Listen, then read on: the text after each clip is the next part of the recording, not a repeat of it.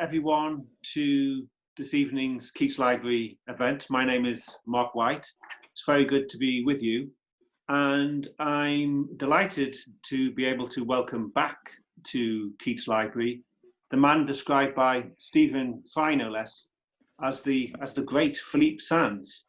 In preparing for tonight's event, I reviewed Philippe's career and record, and it left me with the uneasy, vexing feeling that maybe I should be doing more with my time. He is, of course, a distinguished international lawyer and QC, a University of London academic who serves as Professor of Laws and Director of the Centre on International Courts and Tribunals, and also a prolific and indeed award-winning author. With this evening's event, we're going to be discussing Philippe's latest work, which is a book entitled The Ratline, Loves, Lies and Justice on the Trail of a Nazi Fugitive. I got a copy of the book about a week ago, and it just so happened I had a huge amount of work on this week. And so what I resolved to do was to try and read at least a chunk of it, but I wasn't sure I'd be able to finish all of it. But I began reading it, and I just found it so utterly compelling and engrossing that I kept reading, and at 2:30 in the morning last night, I'd finished it. And I can commend it to you. Copies available from Daunt the week after next when it reopens. I can commend it to you as I say, an utterly engrossing story. It utilizes documents that no previous writer has seen. And it also carries profound moral weight. And tonight's event is taking place during an extraordinary week when the whole world's attention is focused on Minneapolis and the tragedy there. And so I think, in that context, Philippe's book is a salutary reminder of the dangerous consequences of prejudice historically. So just before I hand over to Philippe to tell us more about his book, just a couple of notices. One is I want to thank Osborne's Law of Hampstead, who have sponsored Keats Library events for the last 3 years. That's very much appreciated. I also wanted to thank all of you out there, the library's patrons, for your continued support for the library. The library has now been closed for 3 months, and that support is vital in keeping the library going. I also wanted to mention that there is going to be a draw, a sort of raffle for everyone involved in tonight's event, all of those of you who are listening, and 3 winners will receive signed copies of, or a signed copy of Philippe's book. And then just finally, before I pass over to Philippe, after Philippe has spoken, there will be a Q&A. He will take questions. And the way to do it is to use your chat function. So it should be at the bottom of your screen, and if not, at the top. And just type in your question and put your name down as well.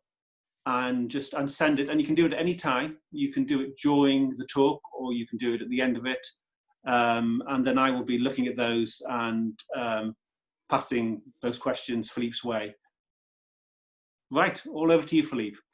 All over to me, Mark, or are you going to ask me a few questions as we go along? How do you want me to do it? I'm very my understanding relaxed.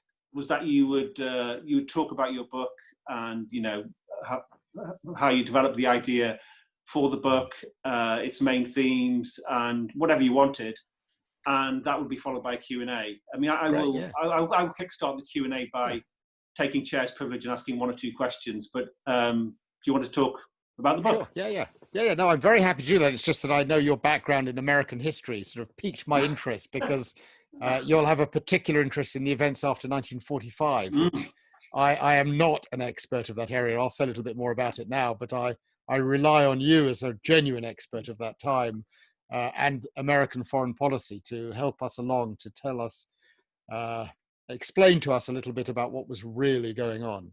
Well, it's incredibly nice to be here. I'm a firm supporter of the library. I was very much looking forward to being there in person.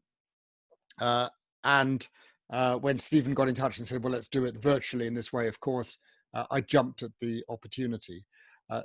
Many of you might have been at the event we did with East West Street, and I hope that in due course we can have an in-person event and do that, a similar thing to support the long-term well-being of the library.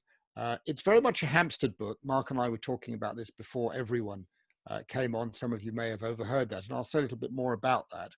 It's not really a sequel to East West Street, but it grew out of East West Street. You'll recall East West Street is about four men. One is my grandfather. The whole project began when I went in search of my grandfather's house, where he was born in the city of Lemberg, when I received an invitation to give a lecture at the University of Lviv, as it's now called, on the work I do on crimes against humanity and genocide. And I stumbled across two other men who came from that university, the law faculty, one of whom invented the concept of crimes against humanity, the other, the crime of genocide. And then a fourth man came into the story, Hans Frank, and you'll see why I'm mentioning Hans Frank. I did research on Hans Frank, and I came across a book by his son, published in 1987, called The Father, Der Vater, which was sort of an excoriating attack by the son of the crimes of the father, Hans Frank. And when I first met Nicholas, who is not favorably disposed towards his father, he immediately said to me, oh, one day you should try to meet Horst Wächter. Horst Wächter, he explained, is the son of my father's deputy, Otto Wächter. He was the governor first of Krakow and then of Lemberg, the district of Galicia. And indeed, a few months later, Nicholas and I together went to Austria, northern Austria, and we visited Horst in his very dilapidated but very large castle, sort of 15th century pile, which he lives in total impecuniosity. He's broke and somehow he struggles to exist there, but he does exist there. And he was warm and he was friendly and he was interested in me and I was interested in him. And we talked about his father. We talked about his father mostly during the war period. His job as a Nazi, he sat at the top table. And occasionally, Horst would go away and come back with a diary or a photo album, and he'd show it to me. And I found these documents fascinating. I mean, Mark, you too, you're a historian. Like an international lawyer, there's something just wonderful about contemporaneous documents because they need interpretation. You need to spend time with them. The things you first see are not the things that you see later, and it's the time spent with these documents. So anyway, I came to understand that Horst had this extraordinary trove of correspondence and diaries and letters. And we spent time over the next 3-4 years. I wrote an article about him, a profile of him for the Financial Times. We made a film, a BBC Storyville film called My Nazi Legacy, which I know some of you have seen. And while we were making that film, actually while we were back in Lviv in Ukraine, we went to a celebration of the Waffen-SS Galicia division, which Nicholas was appalled by and Horst adored because everyone was celebrating his dad. And following that, the next day, Nicholas did an interview for the film and he said, I think Horst could be a new type of Nazi, which I disagreed with. I don't think he's a Nazi. He's just a sort of traumatized child who's deeply affected by what happened. When Horst saw that scene in the film, he got very upset and he said to me, what can I do to prove that I'm not a Nazi? And I said, well, I know you're not a Nazi. You think your dad was a decent bloke, but you don't accept that he was a criminal, even though you accept he was involved in terrible things. It's a complex distinction in legal terms, possibly also in moral and historical terms. And I said to Horst, well, what you could do, for example, is you've got this vast archive that you've told me about. I've seen 1 or 2 items, but if you say they're such good people, why don't you give it to a museum and they can put it on display and academics and researchers can work their way through it? And he said, that is a fantastic idea. I will give it to a museum. Which museum should I give it to? And I thought, and I'm very partial to archivists. I love librarians and archivists because they just have an ability to know what documents they have and to guide you around. And of all the museums that I've worked with in this domain, the one that keeps and makes available material most accessibly is the United States Holocaust Memorial Museum in Washington, D.C. So I said, well, it's a federal institution, it has money, maybe they'll be interested in it. So I put him in touch with an archivist there, an Austrian archivist, Anatol Steck. And Anatol's, of course, loved the idea of a complete archive of the diaries of these two people. Charlotte and Otto met in 1929, and he died in 1949. And the diaries and the letters trace the entirety of their lives, 10,000 pages, as I later discovered. And Anatol said, sure. He sent over 4 digitizers who scanned everything that Horst had in his castle. And at that point, Horst said, would you like a copy? And I thought, well, why not? You know, interesting stuff in it. And I don't know what I'm going to do with it. But a couple of weeks later, a tiny, tatty, brown, multi-used envelope sealed with sellotape popped, you know, through the letterbox of Willow Road. And it contained a 24 gigabyte USB with no message, nothing at all. I put it in the computer. And of course, it was just amazing material. It was the entire lives of these two human beings. It's gold dust for a historian or for a lawyer. It's just incredible material for an academic. But of course, it was all in German. My German is not great. And much of it was handwritten and indecipherable. I mean, they had terrible handwriting, these two. So I'd go in, I'd look at the photographs, I'd see if I could see documents that were typed out. The handwritten stuff was impenetrable. And then a few weeks later, a wonderful friend of mine, a historian, Lisa Jardine, who is sadly no longer with us, professor of history at UCL, the director of the Center for Lives and Letters, came for dinner with her husband. She was already terminally ill at the time, but any of you who knew Lisa Jardine will know she just had a life force and an energy. And over dinner, we were just talking what's going on. She had just given a wonderful lecture, actually her inaugural lecture. She had been, of course, at Queen Mary. So I probably shouldn't mention her, but I will. We all think she's a wonderful person. And she'd given her UCL inaugural lecture, and it was called Temptation in the Archives. And it was on the theme of the value, if any, of personal archival material to supplement formal historical documents, you know, public documents, governmental documents, sovereign documents, that kind of stuff. And it really tweaked my interest. And I brought it up, and she said, well, why are you so interested? And I said, well, I've had this USB stick that's arrived. And she said, oh, that's interesting. Tell me about it. What's in it? And I explained, and I gave her the story in a nutshell. They meet in 1929.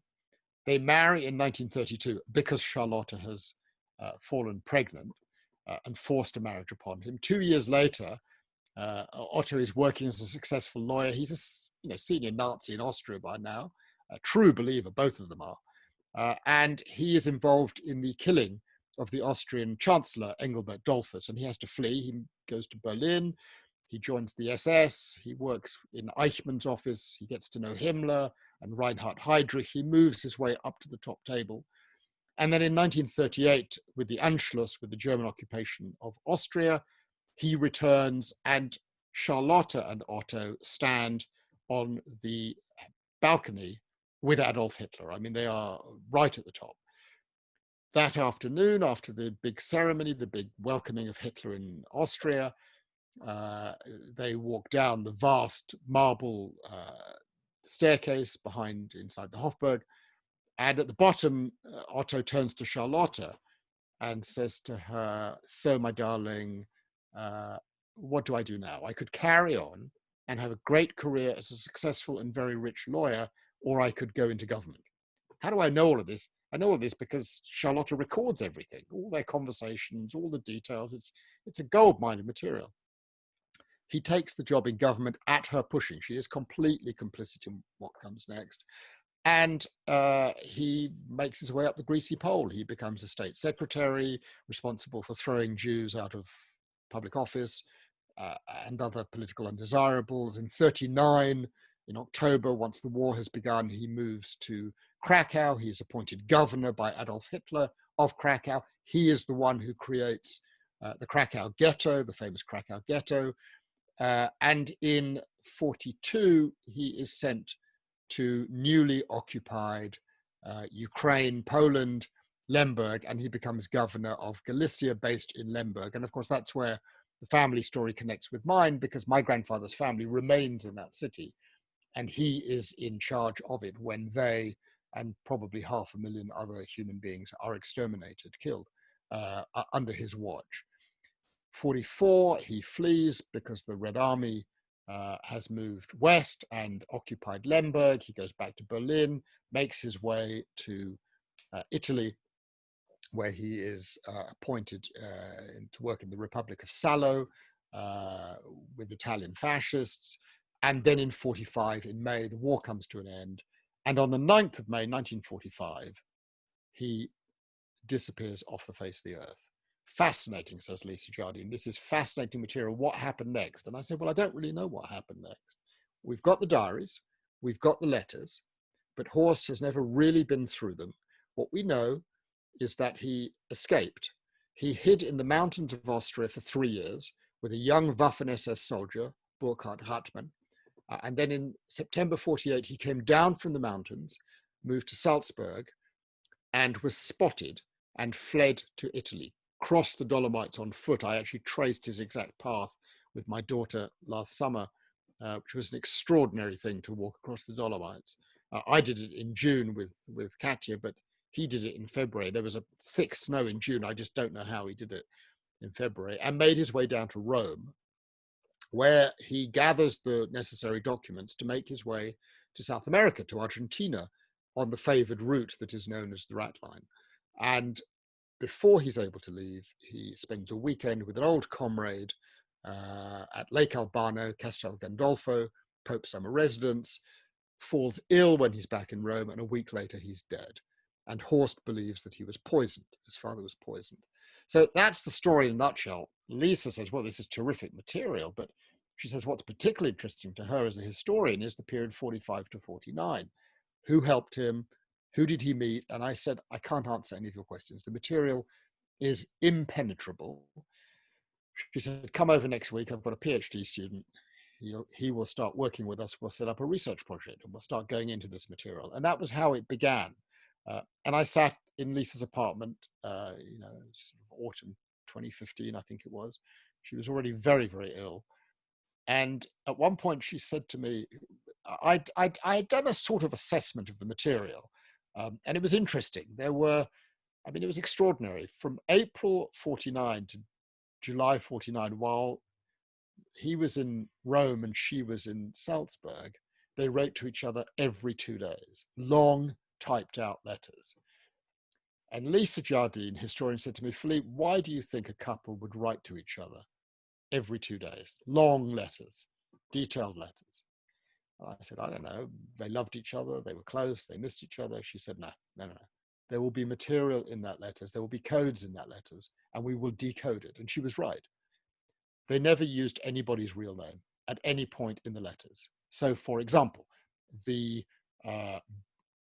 person who helped him the most when he arrived in Rome on the 29th of April, was referred to simply as the religious gentleman. Who's the religious gentleman?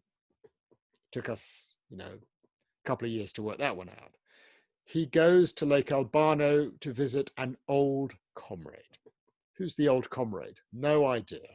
How do we crack it? The old comrade, we know from one of his letters back to Charlotta, has an Italian wife and a 4-week-old daughter. So we start doing research on the children born in that area in 1949. And eventually we make our way to a priest who explains to us who this man was. And we are able to work it out, which was, we can get into this, Mark, perhaps with this gets into your area, he was a senior SS intelligence officer who unbelievably had been recruited by the Americans. Pause for a moment. I now realize by this point, 2 or 3 years on, that I'm in way above my head in terms of this area. I am fine on international law. I am not an expert on American foreign policy. I'm not an expert on the Cold War and on espionage. And I have stumbled into material to which I have to turn to others. And I'm helped by some extraordinary historians to whom I express my deep gratitude in the book. Professor Norman Goder in Florida, who is the world's foremost expert on US recruitment of Nazis post-45. I turned to David Kurtzer, the Pulitzer Prize-winning historian at Brown University, who has written a magnificent book called Mussolini and the Pope, which won him a Pulitzer Prize. And they are incredibly generous with their time. And over time, I and my small band of wonderful young researchers, doctoral students, master's students, uncover the totality of the story. At some point, I need a bit of expert advice on espionage in the period 1949-1950. And I have a neighbor, in fact, we all have a neighbor, David Cornwall, aka John Le Carre. I happen to know him very well. My job for the last 20 years has been whenever he has a legal character in any of his books, he turns up on the front door clutching a manuscript, printed off on his home computer, I should say, and says, "Oh, can you read it and just check that all the legal stuff's okay?" And that's my job. Very limited. I don't take any credit for it, but I enjoy it because you get to read him, and he's very generous. And so I called him and I said, "Look, I'm in your domain. It's not my area. Can I come and talk to you?" And he said, "Sure, but send me some documents first. Tell me roughly what it's about, and I'll do what I can and bring some cakes from Gales when you come." So I did that. A few days later, I toddled around the corner to Gainsborough Gardens, and we spent hours talking about it. And the first thing he said was, "This is very interesting for me." He says, "I was there in 1949. I said, "What?" He said, "Yeah, I was a young soldier, and my job was to interrogate Germans." And he said it was very confusing because I had been told that the Nazis were the worst of the worst. I said, "Well, so what? You were recruiting them to prosecute them, right?" He said, No, we were recruiting them. We were interrogating them to recruit them." And I was pretty surprised that the British and the Americans, I knew there'd been recruitment of scientists. I didn't know there'd been recruitment of intelligence officers who were used in the new struggle against the new enemy, the Soviets, and in the Cold War, because Italy was the battleground. In that period, the concern of the Western powers was that the Soviets would take over Italy and that use it as a beachhead into Western Europe. So Hampstead became a part of the story in that way, and it became a part of the story in another way because at another end of the story, I needed to work out what exactly had killed Otto Wächter. And what I had were his letters and diaries. And in his letters and diaries, he set out all his symptoms. So I thought, oh, well, I better find someone who knows how you can tell from symptoms by process of elimination, what it was and what it was not. And I got in touch with, the science departments at UCL, my university, and I was sent to a professor at the Royal Free Hospital, very close to where you live, Mark, Professor Massimo Pinzani, who's become actually a very dear friend and my advisor on coronavirus, because he's professor of immunology, so he knows a thing or two about coronavirus also. And he becomes a sort of virus detective. He says, "Come over, bring all the letters, and we'll go through them by process of elimination. We'll work out what happened." Now, I should say it's still contested what happened. I have my view, Horst has his view, and I don't want to give it all away. It's not 100% certain, but I'm pretty certain what happened. The point is, around the Keats Library, we have this extraordinary community of people, and by chance, they become involved in the books that I write. It's a group effort. It's a team effort. I have wonderful researchers, some of whom live in Camden, some of whom live in Hampstead, and of course, these marvelous neighbors. So that's what it is. I haven't focused so much on other aspects of the book. It's also, there was a wonderful review in Holland's leading newspaper today that described it as a love story, a history book, and a Cold War thriller. And actually that I thought was a pretty neat encapsulation of all the aspects. I mean, I find it personally all interesting, but the one that interests me the most, maybe we can come into in questions and conversation, is the love story.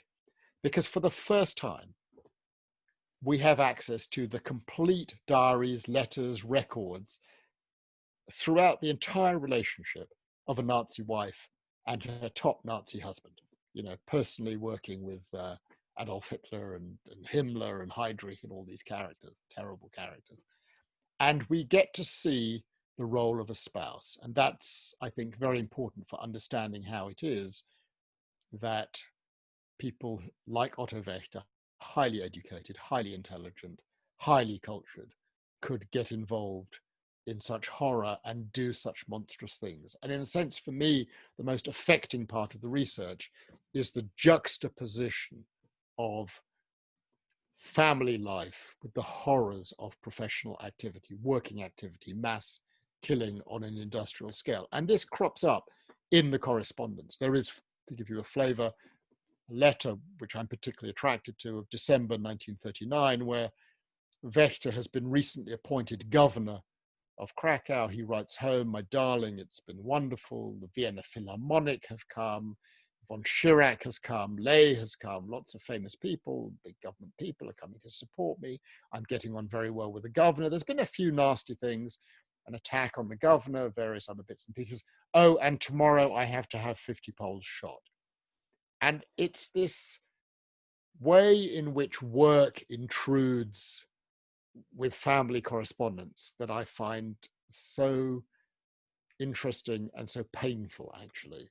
It forces us all to ask ourselves the question, the extent to which our own work is interspersed with our familial kind of matters. But that gives you a flavor of the whole. I express my deep gratitude to a team of wonderful researchers that I could never have produced this book without them. They're all fully credited. And of course, Horst Wächter, who is a complex character.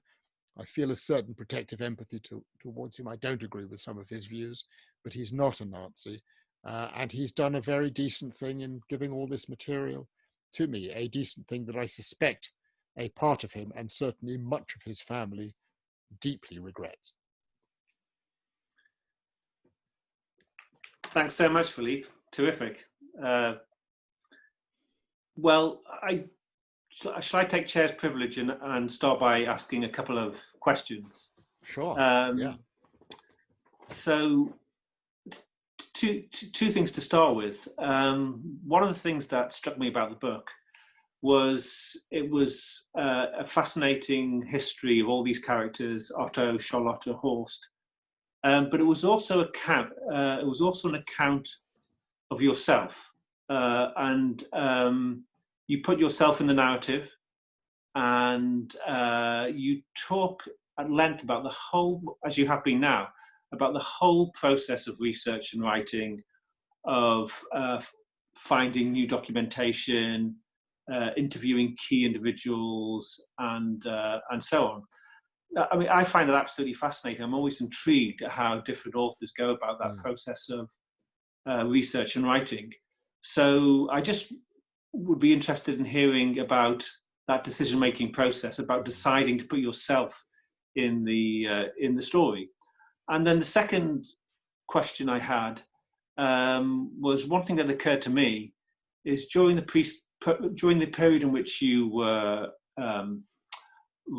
completing the book, at that time, the whole issue of anti-Semitism became salient in British politics and British political culture.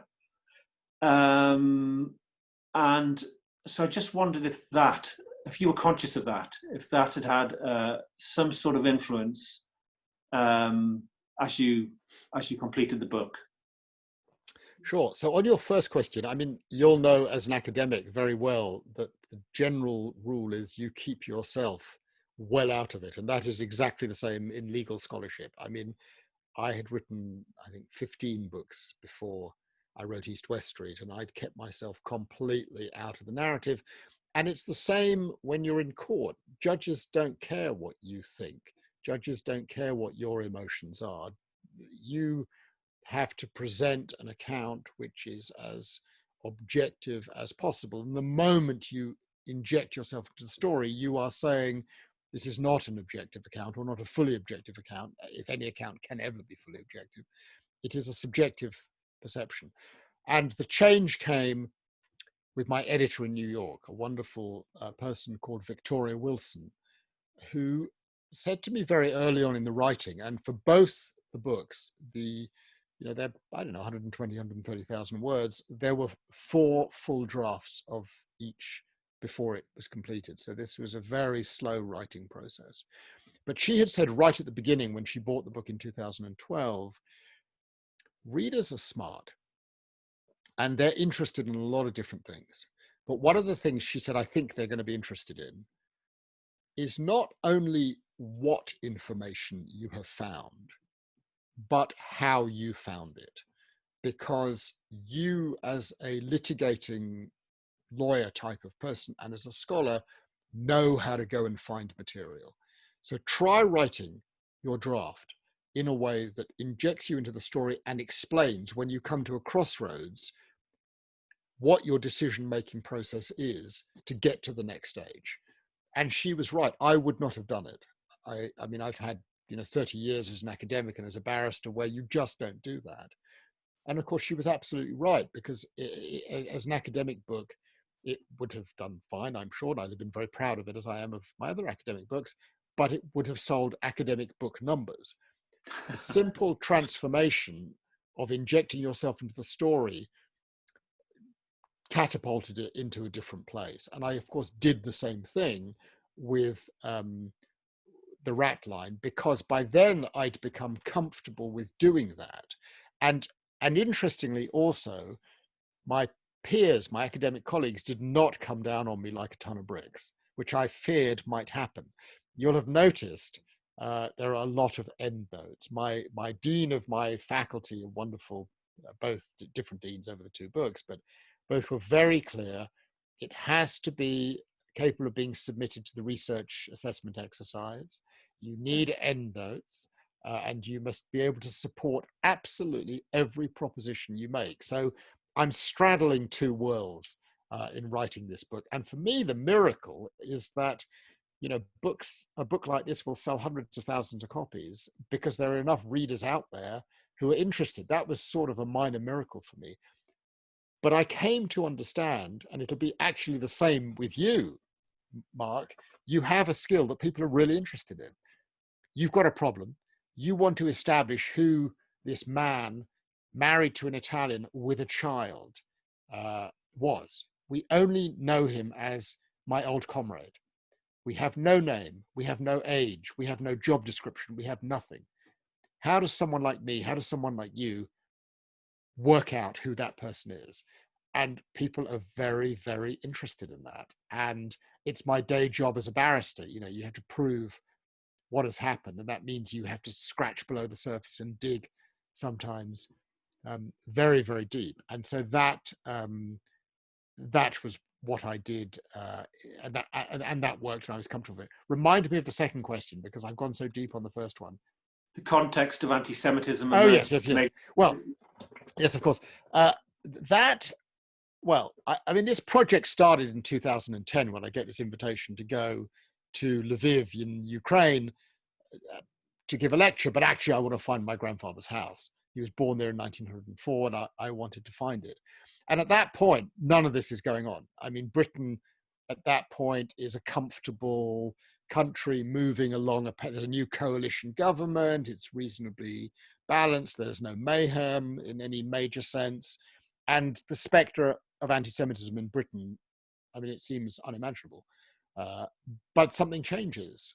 And as I'm writing the book, things are going on. And the combination of Brexit and of then the election of Jeremy Corbyn as leader of the Labour Party, with everything that catalyzed, and I'm not expressing a view on the merits or demerits, I'm just observing that it was in connection to his election that anti-Semitism came to be an issue in Britain. And I think what happened was that actually helped generate interest in East-West Street. So that by the time I mean, East West Street came out in May 2016. By then I had started thinking about the Ratline, and I was beginning to sketch out chapters and things. And certainly what I was interested in was, okay, who are these two characters? I mean, why did they get involved in killing hundreds of thousands of people? Because Charlotte was completely complicit in it, knew all about it, totally supported it. You know, one is the daughter of a steel magnate, very well off, completely lovely life. The other is the son of a general from the Austro-Hungarian Empire, the government minister, also well off, both highly educated, highly intelligent. And yet the documents, her diaries from the age of 18, when she comes to spend a year in England, she loves England. One of the aspects of her diaries that tickles me the most is that she thinks Britain is far more nationalistic than Germany, in a good way from her perspective. The British know how to do nationalism. And of course, that coincides precisely with East West Street and then the Ratline. So one of the stories that I'm telling, although I don't express it openly, is how do people get sucked in to such horrors? And there is a subliminal message in East West Street, in the Ratline, in relation to Otto Wächter's career. I mark various points of his life. 1921, he goes on an anti-Jewish demonstration, is arrested for beating up Jews and breaking windows, and does a week in prison. 1923, he joins the Austrian Nazi Party. 1934, he gets involved in the killing of Dollfuss. Lines are crossed. In other words, he gets to 38 and 39, and well, you know, who knows? I've crossed these lines, nothing much has happened, I've maintained my upward trajectory, I will carry on. And that strikes me as deeply relevant for right now. You evoked the George Floyd scenario. I think it's exactly the same in the United States. Trump has spent 3 years crossing lines and hasn't paid a price so far, apparently. And this week he suggested crossing another line using the United States military to attack American citizens. And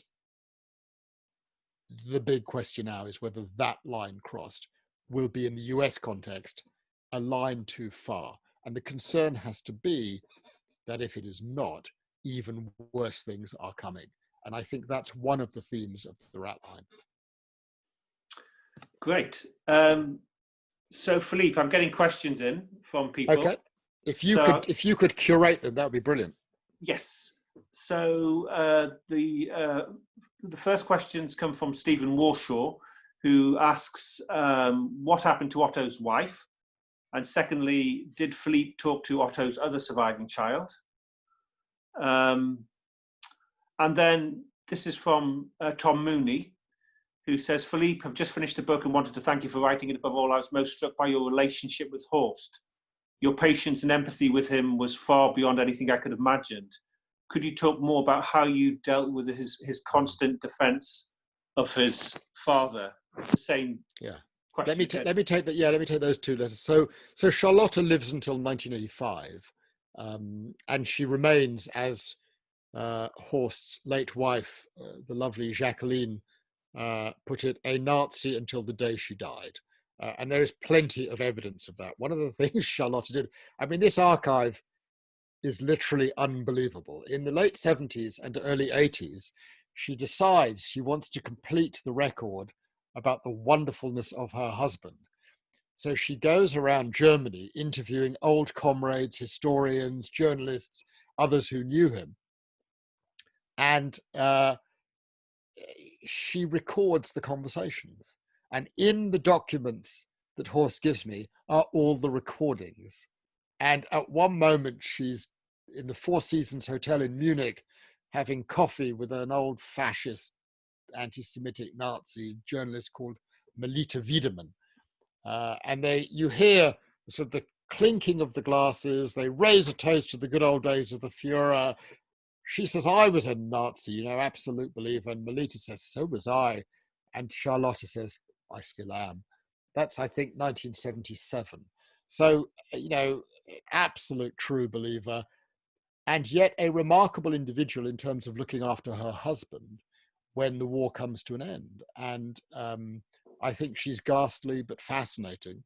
And drawn in. Yes, I've been in touch with not others of their children, but so Otto and Charlotte had 6 children, and the 6 children have produced 23 grandchildren. So I have been in touch with quite a few of the grandchildren. I'd say relations are mixed. One of them, strangely enough, married a woman who was a student of mine when I was teaching at New York University. So the relationship began quite well, but then took a less excellent turn. Another one runs the pension that Charlotte ran in Salzburg, Haus Wartenberg. And he wrote to me shortly before the book was published and asked me to publicly forgive his grandfather.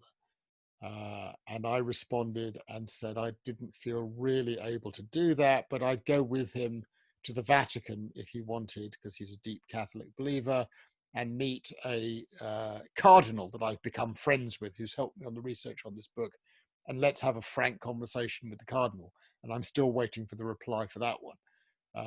So I'm in touch with some of them. It's a delicate balancing exercise. Horst has basically fallen out with the rest of the family for giving me this material in a nutshell. And that's part of the reason I feel protective of Horst. Very difficult at times with Horst, lots of ups and downs. You know, we have different views. We have very frank conversations. I don't listen politely. If I think he's saying something outrageous about his father, I will tell him. And if he doesn't like me saying something about his father, I'm not allowed, for example, to say in his presence that his father was a mass murderer. He gets very, very, very upset. So I find other terms that I can use to express that opinion. But somehow we've navigated that period. And I think the reason that it's worked is we've both been absolutely honest.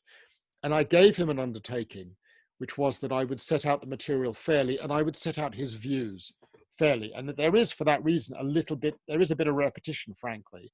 I mean, the editor at some point said, you know, do we have to have every time Horst says some of these things? And I said, well, it's very difficult because the relationship spans 10 years and I've given him a promise and I feel I must honor that promise. And also you get the sense over 10 years of movement and non-movement, and that's important for the rhythm of the book. At times it was very difficult. Only once did I lose my cool. Unfortunately, it was in front of a camera that was filming, and there is a scene, some of you will have seen the film My Nazi Legacy. We are in Lviv, we are in the aula of the university. He has spent 3 years telling me there is not a single document that shows his father was indicted as a war criminal. And I have finally found such a document in a Warsaw archive, the Institute of Historical Research. I found the act of indictment by the Polish authorities and the American authorities. And I show it to him and he looks at it and he says, well, of course. And I say, what do you mean, of course? And he says, it's a Soviet document. By the time this document came out, it's not a real document. It's a political document. And I lost my rag, and that was recorded. And my dear friend David Evans, who made the documentary film, the director, said, you know, do you want that in? I said, not really. I don't, losing my rag is not very attractive, but it's your film. We cut a deal. I said to you, it's your film if you think it should go in. And he said, of course, it makes terrific cinema. My mother-in-law calls it the elder abuse scene, where I get very upset with him. It's not my proudest moment, but it's in the film and it's in the book. I describe it also in the book. Okay, Philippe. Another question that's come in is, archivists and librarians can keep gates as well as opening doors. Have you found different attitudes towards the story as you've moved around the world knocking on doors? Well, one thing I can say actually in relation to archivists is, in general, they have been universally magnificent. Complete opening of the doors. I mean, I met some amazing characters in all ways, positive and not so positive. And one of my favorite, so the religious gentleman turned out to be a bishop very close to Pius XII, who ran an institution called really, you couldn't invent these names. It's straight out of the name of the rose. It's called the Anima Institute. and it's a college of ecclesiastical learning in the Germanic tradition, right in the heart of the Vatican. So I got in touch with them and came to know the archivist, who has just an absolutely brilliant name. His name is Dr. Ickx, I-C-K-X. I mean, you couldn't invent this character. And it was plain to me, I'm more subtle in the book, that he had filleted the archive, and the most offending documents had been placed elsewhere and were not available for my eyes. But he left behind enough stuff, nevertheless, that we went through. What was interesting about Dr. Ickx, who is no longer with the Anima Institute, was that he just defended the bishop absolutely up to the hilt. You'd shown the documents of who the bishop would. So the archive included newspaper clippings. One was an Italian newspaper which had a headline like Vatican bishop saves butcher of Lemberg, and in red ink written on the newspaper it says, "This is so untrue." And I say, "Who wrote that?" And he said, "The bishop wrote that." And I said, "Well, what do you think?" He said, "It is untrue. Here are the errors." It said he helped many people escape on the Ratline. So what do you think, Philippe Sands, is many? Is it 100? Is it 1,000? And I said, "Well, it could be 5 or 6. He said, no. If it was only 5 or 6, the word many is incorrect. The whole article is wrong. So that's the kind of, sort of thought process you come up against. So rather than, give my views on this particular individual, I just put the material in and the reader can form their own view. And of course, these are incredible places. You're in some 15th century library with documents strewn all over the place, certificates, medals, a place you're not supposed to be. And it's incredibly atmospheric. And of course, you're in the place that Otto Wächter was. You're in the place that Eichmann was. You're in the place that Mengele was. And your imagination opens up. And part of the style of the writing is to open up the imagination. But as I said at the beginning, I owe the greatest debt to librarians and archivists. And it's very fitting that we're having this conversation in support of the magnificent Keats Library, of course. Absolutely. So these are 2 quick questions from Vicky Bobash. One is, did the Red Cross knowingly issue passports to Nazis, or did they think they were helping displaced persons regardless of what they did? Let's just pause on that. Because just so I can deal with it. I mean, it's like daily life. You're at home, your partner comes home, you've got a suspicion that something untoward has happened, he's done something, I don't know, whatever. Do you ask the question and put on the spot, or do you just say, "No, I'll pass on this one"? And do you not ask the difficult questions? And that's what happened. They didn't ask difficult questions. I don't think they knowingly issued passports to people they knew to be mass murderers, but let us put it like this: their due diligence was somewhat limited. And so passports were often issued to individuals without too many questions asked. And that raises the question of whether they were knowingly complicit. Same goes for the officials within the Vatican that I came across. I'm very careful to distinguish between the Vatican as an institution and certain individuals associated with the Vatican. It's clear to me that certain individuals associated with the Vatican were deeply implicated in the Ratline. But whether the Vatican, whether the Pope was deeply implicated, I think is another question. And I'm not in a position to answer that question. And I think one has to be very subtle in the use of language. This is something, Mark, you understand very, very well. So when my American publisher says, the Vatican tried to help him to escape, no, the Vatican didn't try to help him escape.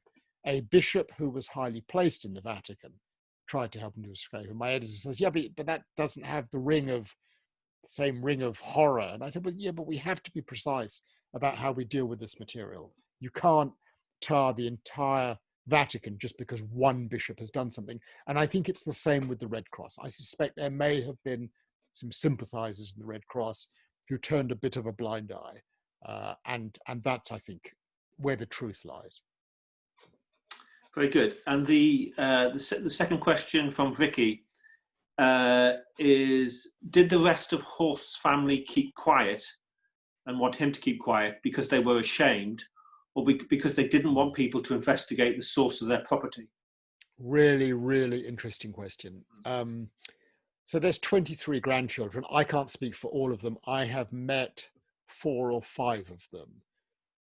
And I think my sense is that the 4 or 5 all recognize the horrors their grandfather did, but they would rather the spotlight, which has been extinguished for 70 years, remained extinguished. They do not want the name to be trawled through the mud. An example of how I'm aware of that: I had one dinner with one of the grandsons, and his wife was present. And at some point, the grandson went to use the bathroom. And at that moment, the wife said, "Can I ask you something, Philippe?" And I said, "Of course." And she said, "Could I ask you to make sure that your film is never shown in Austria and your book is never published in Austria?" And I said, "Well, why is that? I don't think, I'm afraid that's something I could or would want to do, but why do you think that?" She said, "It's to protect the children. It will cause them terrible difficulties at school and in other places if their great-grandfather's name is come to be associated with all these terrible things." So I don't think they are in denial as to what he did, but I think they would prefer to pass in silence on all these matters as the easier option, less painful option.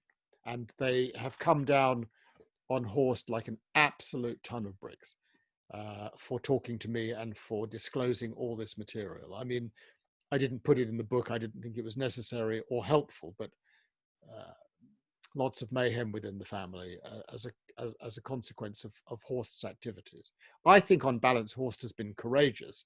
I disagree with his interpretation of the material, but I think the act of putting this material out into the public domain, it's available. You can go and see it, Mark. It's in the Holocaust Museum. Anyone can go and see it, but it's impenetrable almost, unless you've got 5 years to kill. He's done us a service by making this material available. And others will go through it and will form their own interpretations of it. I mean, it's impossible for one person to digest the totality of the material. Thank you. And there's 2 more questions from James Kennedy. The first is very specific. The Ratline reminds us of the dangers to us now of selective memory of history. I have a question about this. Did you contact the Vienna Rowing Club about the pamphlet it produced in 2017 for its 150th anniversary, in which it singles out Otto Wächter as very successful, quote unquote, very successful, very popular? Can I just explain to others, because others won't have read the book? So the thing about the Wächters, I mean, they were a remarkable couple. They were both champion sportsmen and women. I mean, Charlotte was a champion skier and a champion mountain climber. I mean, she would climb mountain peaks to 3,500 meters with just a rope. I mean, it's really incredible. And he was a champion rower, an Austrian champion. And he rowed in the famous rowing club, the Donauhort Club on the Danube. And while I was doing the research, I came across this 2017 pamphlet that they put out where they recorded all their most illustrious members, people who'd gone on to be chancellor or professor of this at the university. And lo and behold, there is Otto Wächter, identified as one of their outstanding members. I mean, you're only talking about a dozen people in the life of the institution. So I thought, well, that's pretty weird. I didn't reach out to them. I did have to get another copy of because they actually, I don't know whether it's coincidental, but the pamphlet was on the website of the institution. But after I wrote a piece where I mentioned this, it mysteriously went off the website.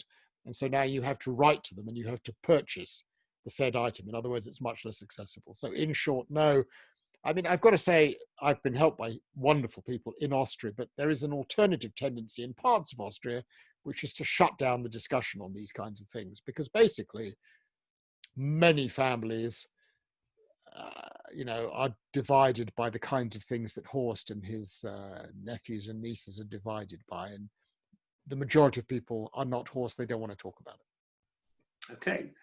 And the second question from James connects what you're writing about to a British context. And it is in the light of the currently dangerous British forgetfulness about the ravages caused by the British Empire, is there a potential book to shake up that forgetfulness in a manner that matches the approaches of East West Street and the Ratline? Ah, James, what a great question. Because I have news for you. Not yet ever publicly announced, but I am writing a little book. I'm giving a series of lectures for a distinguished lecture series which was supposed to be in 2021, but in fact will be in 2022 now, pushed back because of coronavirus. And I'm writing the lectures for publication as a book.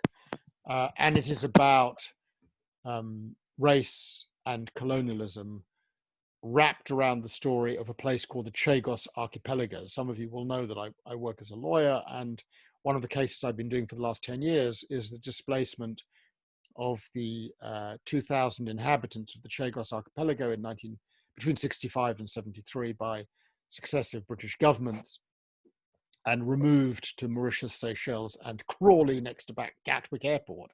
And it's an island that is exactly like the Falklands, Malvinas, 2,000 people, far away. But of course, the two communities treated very differently. And you may, James, ask yourself, what is the distinguishing feature between the two communities? And the answer, I am very sorry to say, is simple.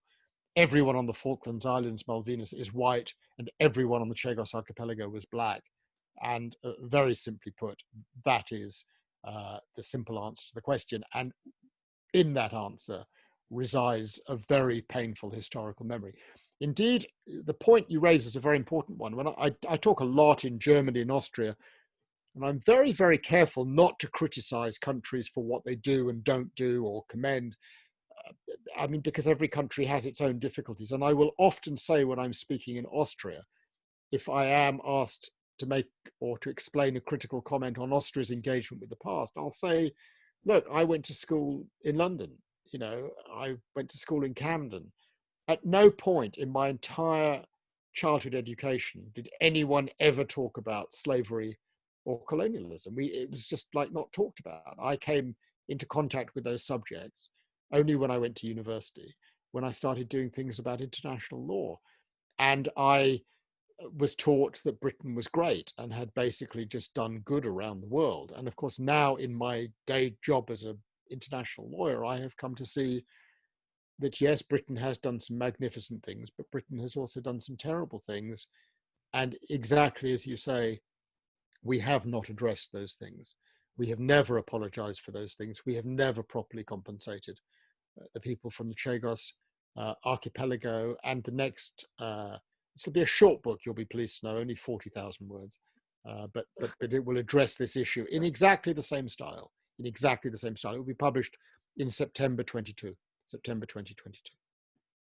Very good. Look forward to that.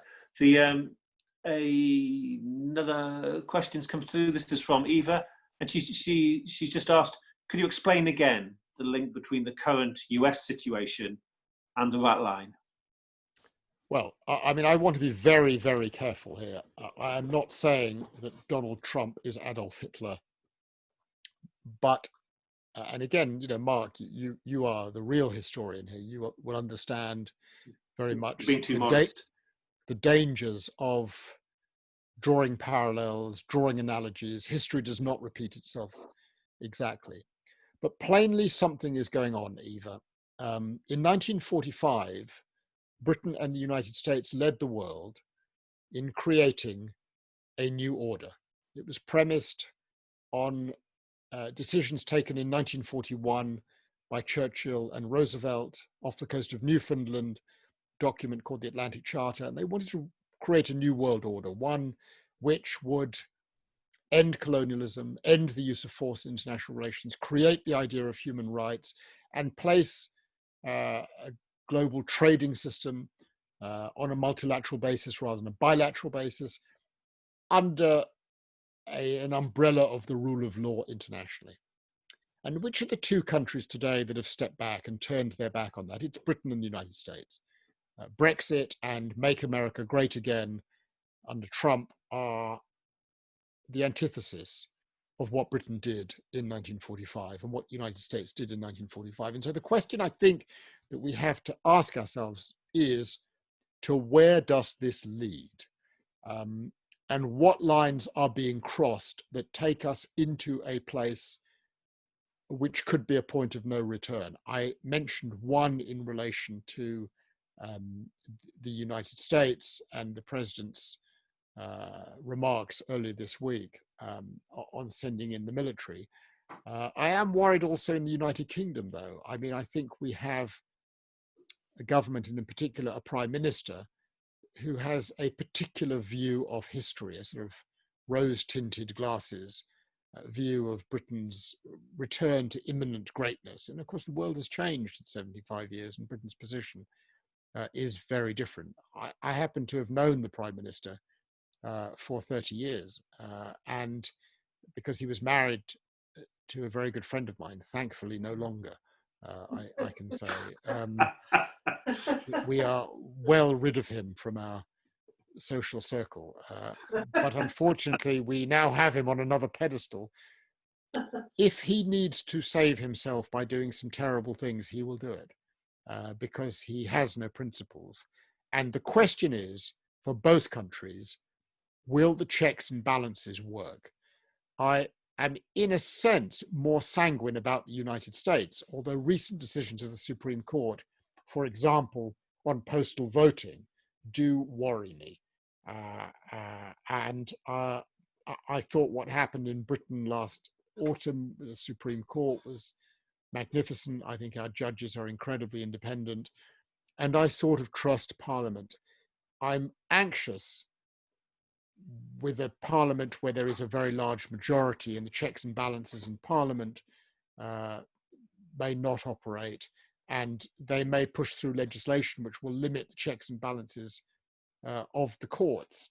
And we have right now a very powerful executive and a very incompetent executive. And each of us is feeling this because we are in a lockdown of a qualitatively worse situation than our neighbors across the waters. In fact, we have the worst death rate in the world in relation to coronavirus on a per capita basis. It is absolutely a shocking and deplorable situation. And it's due to incompetence. And I think that incompetence and the bad situation could lead to a very difficult situation. And I think it's very wise of the opposition parties, and in particular the leader of the opposition, Keir Starmer, to basically take the foot off the gas in terms of clobbering the government. We need to get out of this frightening situation in which many people feel vulnerable and many people are threatened. And once we are well out of it, that's the point, I think, to have a reckoning and to work out what went wrong. But I do worry about where this is going to lead. And particularly, I think the biggest parallel is I think we haven't even begun to grasp the economic horrors that are coming, because the cost of what has happened over the last 3 months is so enormous that we will be paying, all of us, for this. And we will have to do it in solidarity for many, many years. And some people will react very negatively to what is coming, I suspect. Thanks, Philippe. I saw a couple of other questions come in. One, I mean, perhaps you dealt with this, which was just, and why do you think Britain has taken this turn? But the next question, I think from Linda, says, Philippe, following on from that, in one of your last talks at Keats about East West Street, you mentioned Boris Johnson, who was not PM at the time. What sort of effect will this have on the world situation? Perhaps you feel you've... Well, I mean, I think Britain has played a very positive role in many aspects on the multilateral order, and Britain turning inward is something I worry about. I will put time into this in the coming years. I mean, I have worked closely with Keir Starmer. I know Keir very well, and I will work with him, on some of these international issues, because I feel that it would be very easy for each of us now to just bury our head in the sand and hope it all goes away. But I think we mustn't do that. I think what I said at that Keats event was, we have to get engaged. Everyone finds their own way of doing that. But I do want to get engaged in this because I want to keep Britain looking outwards to the world. I want to keep Britain very engaged in Europe. I want to keep Britain very engaged in the rest of the world. I want Britain to have better relations with Asia and with Africa than it has now. I mean, Britain has become, frankly, a bit of a laughingstock. I felt this firsthand. You know, I've mentioned the Chagos case. I've spent time at the UN negotiating resolutions at the United Nations on the Chagos case. And frankly, Britain is a laughingstock. The Prime Minister, you know, we've got a Prime Minister who has written newspaper articles in which he's referred to people from Africa as pickaninnies with watermelon smiles. And you're sitting discussing with an ambassador from a group of African countries. And they all know that. And they all know that he uses those words. And, you know, he says it's in jest and he says it's not meant seriously, but it sticks. And I find that very painful. I find that very painful that we have a prime minister who is not respected and who expresses those kinds of sentiments. That's not, I think, who we are. And I worry that as Britain's stock declines, the combination of coronavirus, I think we will probably now leave the European Union without a trade agreement. And I think that will be deeply, deeply harmful. It will compound the economic situation. And it will cause a great deal of anger when, you know, the golden hills of Brexit Britain turn out not to be covered in wheat, but in dung. And it's going to be a very difficult period ahead. And I think we're feeling it now, you know, across the various communities that I talk to and friends from lots of different backgrounds. People feel pretty despondent. People are not feeling good about where things are going, and I think we've got a few years of this. So I think at times where I feel despondent, I look back, and again it's an inappropriate parallel, but I look back to someone called Victor Klemperer, a German academic, a professor of Romance languages, who kept a diary from 1933 to 1945. And at some point in one of his diaries, he says the instinct when this is going on as an academic is just to bury your head in the sand and hope it will all go away. And it doesn't go away, it just gets worse. And I think the lessons we pick up from that is we have to find, each of us, our way to be engaged. It can be a modest thing, it can be a small thing, but we mustn't each of us turn inwards. And I think one of the silver linings, and you will all have had it on our streets in this period, is the incredible sense of social solidarity. I mean, you know, the Thursday evening community coming together, it's been incredibly nice to do it as a street. And I think that sense of community has been rekindled. And that's one of the positive things that comes out of it. And I hope we build on that. Thank you. One thing I wanted to ask you, Philippe, is I was intrigued about the juxtaposition between your experience as a lawyer and the research you did on the book.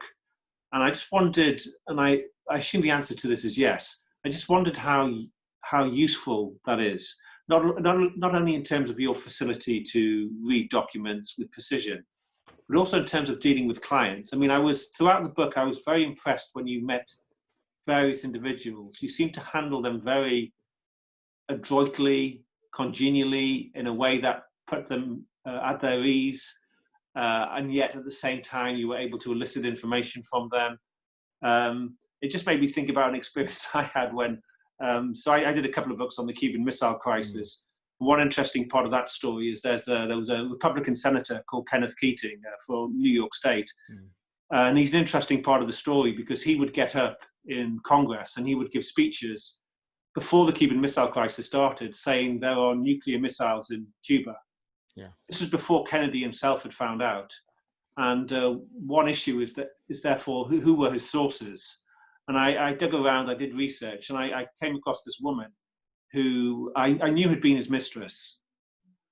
during that period, and I spoke to her over the phone. I didn't meet her, and I wasn't interested in her personal life with the senator. I just wanted to know if he had revealed anything about his sources which had told him, the senator, that there were missiles in Cuba. And I spoke to her for a minute or two, and within a minute or two, she put the phone down. And I remember just feeling, I was young at the time, I remember thinking somehow I could have been smoother, I could have been more effective. And I was very impressed by how you handle those sorts of things. So was your legalistic background helpful in terms of all of that? Totally. I mean, absolutely. Absolutely. I mean, the first thing is that one of the things that's amazing about being a lawyer in court is, a case is trundling along for 2 or 3 weeks, and it happens in every case. And then there is a moment where some tiny detail captures the attention of everyone in the room. And that detail becomes the point on which the case turns in one direction or another.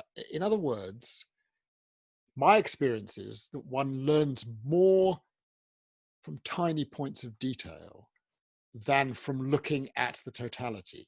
It's like a human relationship as we have. It is in the tiny details that you can often extract a greater truth. And I think that's how I run my cases, and that's how I write these books. And what's fascinating for me is that readers are able to sustain detail. I was very worried there's too much detail, there's too much material, there's too much facts. But actually it turns out, again, it's a point that I've made, readers are smart, and readers don't like being treated like idiots, and they can deal with complex material provided they're explained why this is here and there, and they can then go off on their own. But the interview is an incredibly delicate thing. So right now, I mean, the little book that I mentioned is not, if you like, the sequel to the sequel. The third book, it'll be a trilogy, is on the Pinochet case, which is connected to Wächter, unbelievably. And I'm just now getting together the list of people I'm going to want to speak to. But the first point of connection defines everything.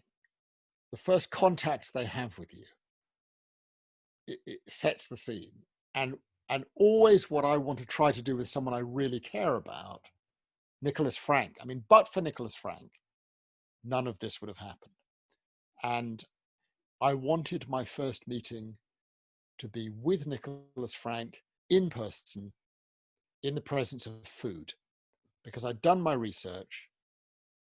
I knew he liked a glass of vodka, and I wanted to sit with him in a place where you could have a few vodkas together and really start talking. And for the most part, it requires face-to-face. It's just different when you're with someone. I mean, it's an extension of the Zoom relationship. You can't cross-examine a witness by Zoom. You just can't do it. It's just, there's something there when you are physically together, because we have another way of communicating, which is not verbalized. The look, the smell, there's something, there is an atmosphere in the room. You understand that. It's the same in your classroom. We all know that. There's something that's different. And for the major meetings, you need to be there together, which means, unfortunately, I will cart off halfway around the world for a 1-hour meeting sometimes. I mean, I've flown to Florida once for a 1-hour meeting, arrived, at 2:00, met the person at 6:00 and flew back the next morning, because I knew that on the telephone, I had a less chance of getting what it was I was interested in. So I'm in a very fortunate position of having the resources, either through grants, or I just subsidize what I do through money I might make on a case to pay for a plane ticket and go and do that. But I think nothing beats the face-to-face, and absolutely nothing beats face-to-face with food. And the greatest moments with Horst have always been with food. People loosen up. There's something that happens when you're eating that, people loosen up. And that's my major tip. Have a meal with someone, even if you can't stand them, eat with them. Break bread. I'll remember that. That's very helpful. Well, I think we're getting towards the end now, perhaps. But I'll finish with this question, which is, reading the book. One thing that struck me powerfully was just the way in which different people are able to process the past with different degrees of candor. And I was very struck by the way in which you end the book. I think this is right at the end, about the differences between Horst and Magdalena. And the way Horst is always trying to exonerate his father, and Magdalena is able to look at it with a kind of clear-eyed honesty. Was that one of the kind of salient points you were trying to convey? I think the way I structured the book, the structure of a book is an incredibly delicate thing. Some of the people who are on this call will know the book was preceded by a podcast called The Ratline, which you can all listen to. It's free on the BBC, which is different from the book. It covers some of the same material, but some people have asked, why did you do the podcast before you did the book? And I said this, because I had a sense that if I put certain material out on the radio in a fair and decent way, it would attract more material. And that's what happened. My contact with, as you know, I don't want to give away too much, but the contact with Magdalena came as a consequence of the podcast. Within an hour of the last episode being broadcast, she sent me an email which blew me away. It was totally unexpected. I'd had some contact with her 5 years earlier, but 2 words here, 3 words there. And I received an email from her an hour after the last podcast. This is October, November 2018, which transformed the way I thought about the whole project. A single short email. And I wanted to convey that at the end in a particular way.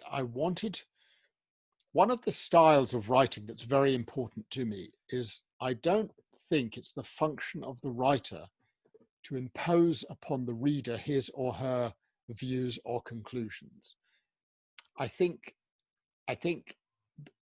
the reader really wants to form their own view about the material. And so there is a lot of restraint in the book, East West Street and The Ratline, in which I lay out the material. It is sort of an act of advocacy in the sense that I lay it out in a particular structure so that the reader is led to particular places and asks themselves particular questions. But the end of this book, which I know has been a real shock for a lot of people because I've had a lot of emails and letters about it, what happens at the end of the book took people's breath. Took some people's breath away. They were very affected by that in a hopeful way. It's the point that you're making. I don't want to give away too much, but I think what I'm trying to say is that this project began unexpectedly. I didn't go to Lviv to write a book. I went to go and find my granddad's house. And one thing led to another, and you follow an unexpected path. It's one of the joys of research in our world. It's one of the joys of being an academic. You have a hunch about something, you start digging away, but very soon you've gone off in different directions and you can't control the direction that you go. And throughout this project, throughout the writing of the 2 books, it was one unexpected thing after another. And that was what I wanted to leave the reader with. That just when you think it can't take another direction, something happens and you're off on another train of thought. And at the end, the reader wants to know about that.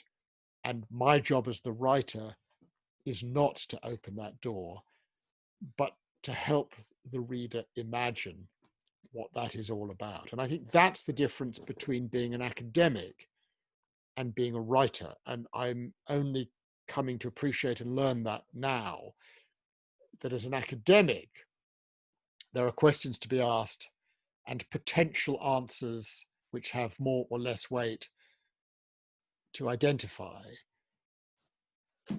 But there isn't room for the imagination in our scholarship.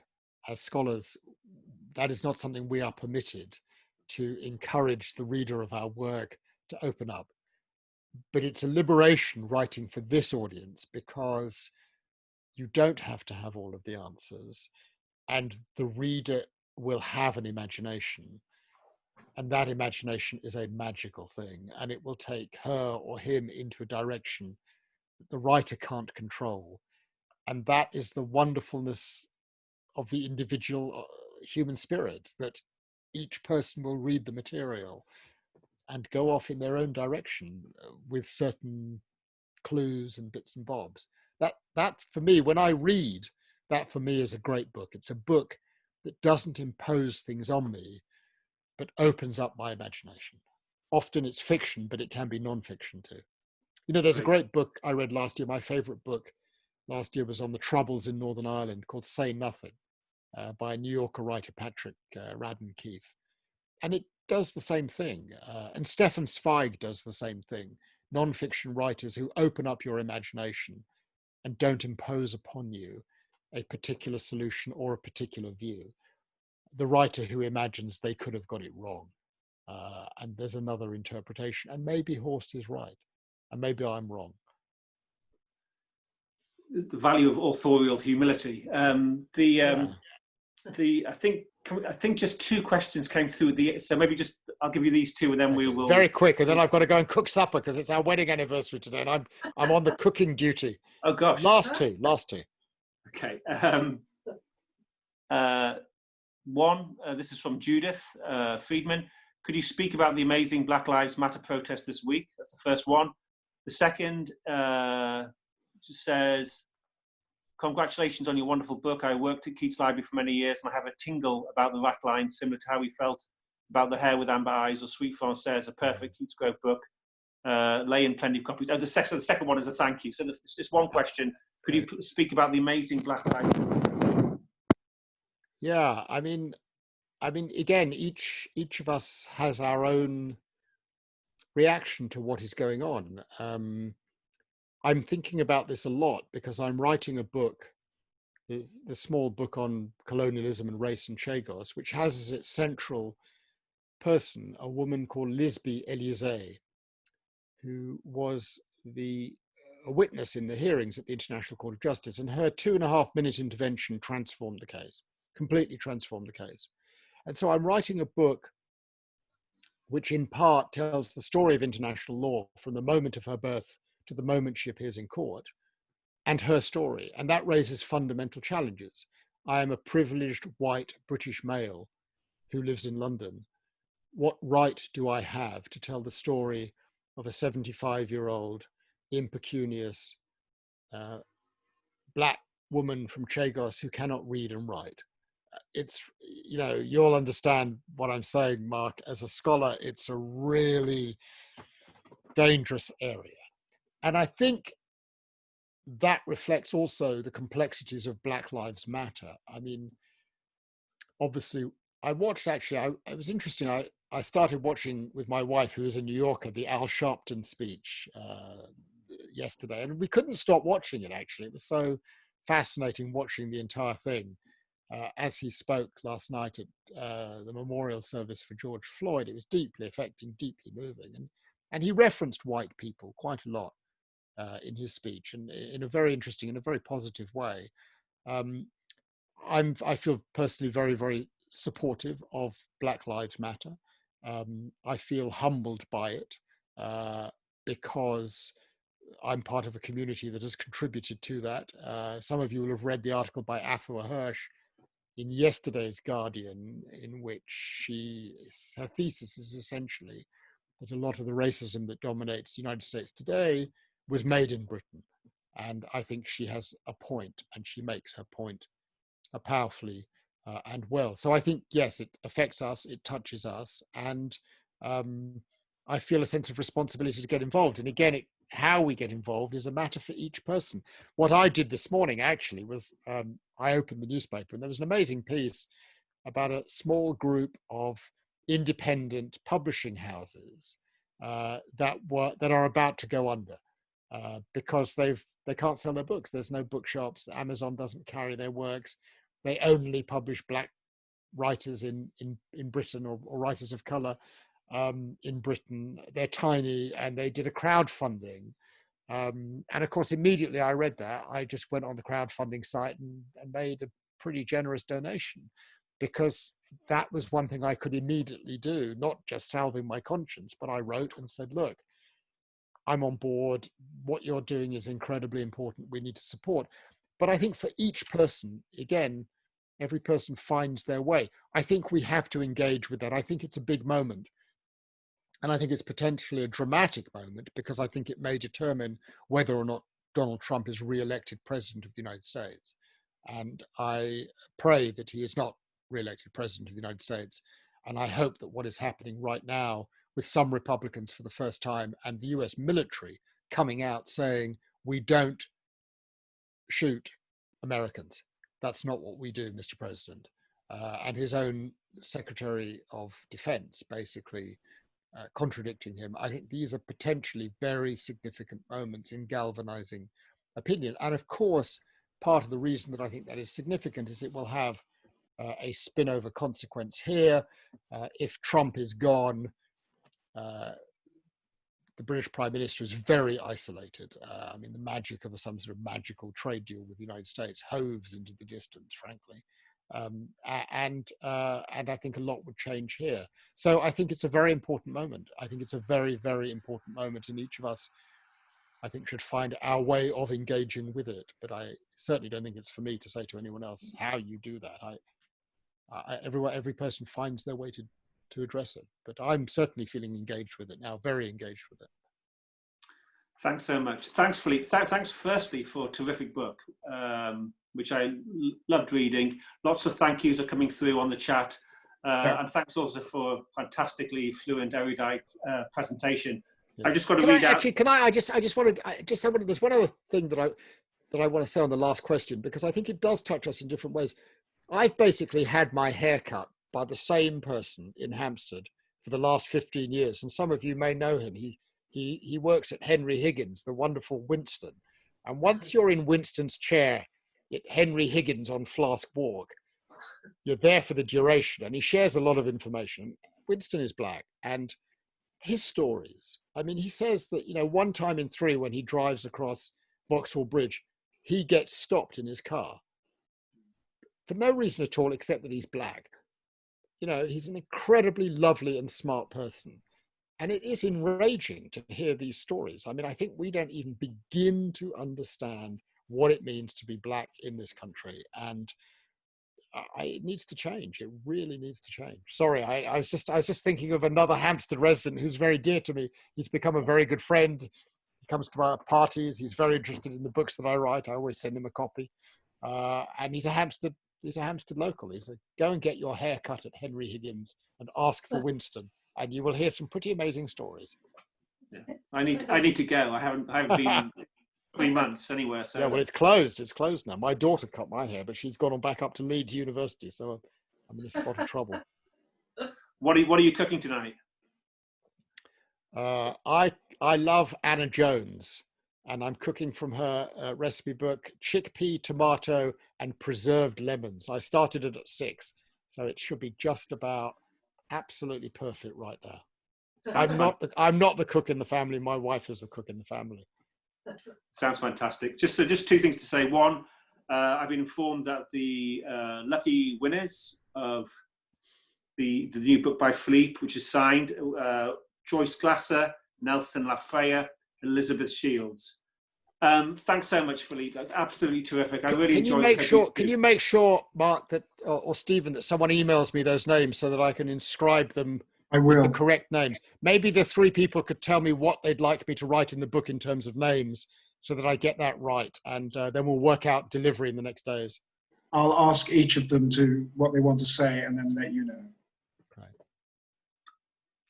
I think that's it. Lovely. Thanks very much, everyone. Thanks, Philippe. Terrific. Thank you, Stephen, and thank you, Mark. And I hope to see you now down in Southend Green. Thank you. Okay, take care. Thank you ever so much. Thank you so much, Philippe. Yeah. It was wonderful. Bye. Wonderful. Bye. Bye. Enjoy your meal. Bon appétit. Merci. Le Lillois.